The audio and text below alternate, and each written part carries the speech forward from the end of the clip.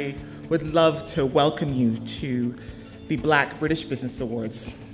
We are all in this together. However, today we are going to celebrate Black and join all of our sisters and brothers around the world.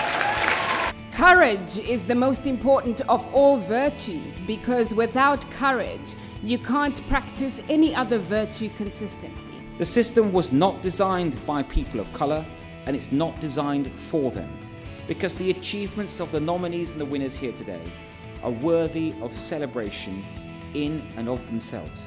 They can serve as a beacon to young Black people right across the country. And leadership talent is really what this is all about.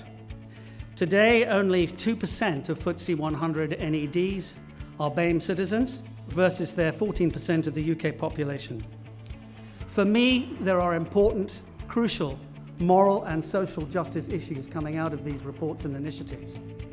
But fundamentally, this is all about finding, accessing and deploying the best possible talent to create maximum competitive advantage for companies.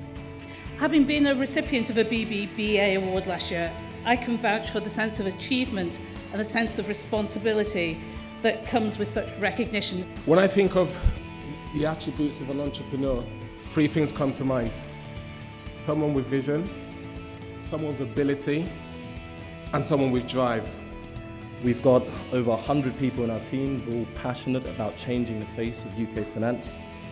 And we built a product that's based on inclusion, which for me is another way of saying diversity. My father always said to me that you are the architect of your own fortune. With the title of MBE and all this kind of stuff, this means more to me than any of those things. It's been a long journey and there's still a lot of work to do, but I'm ready. And so I promise I will give it justice and I will create even more opportunities. So I'm so excited to see that we're here for the fourth year, that it's still moving forward, and that all these amazing people are coming forward. Congratulations to BBBAs for an amazing event, to all the finalists for the amazing things that you're all doing, and to the winners as well, of course, today. And when it comes to racial equality, white people must be progressive, get involved, be committed as well. It was a reminder to me that I need to redouble my energies, my efforts to inspire those other people who, for a lot of the time, feel isolated. Because this is a time in which racism seems to be bubbling up again. The fight absolutely isn't over. I would like to say thank you for giving us an opportunity to tell our stories. And thank you for providing us with the chance to tell the world that we're not just entertainers, we're not just rappers, we don't just sing and dance. But yes, we are scientists. Things like this make a big change. And I think for all the organisations in the room, we're all trying to make that change as well. I feel so proud and hopeful today. No matter what your background, your race, how advantaged or disadvantaged you are, we are all deserving of opportunity and dreams. This is Black History Month.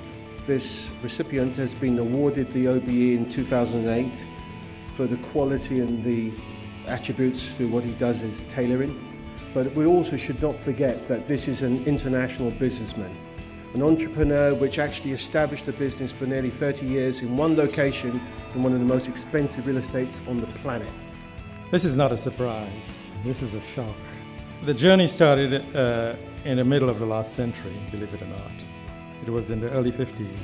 But I was, even though I was a good young tailor in Trinidad, and I had quite a reputation actually at 17 years old, I wasn't good enough for Savile Row.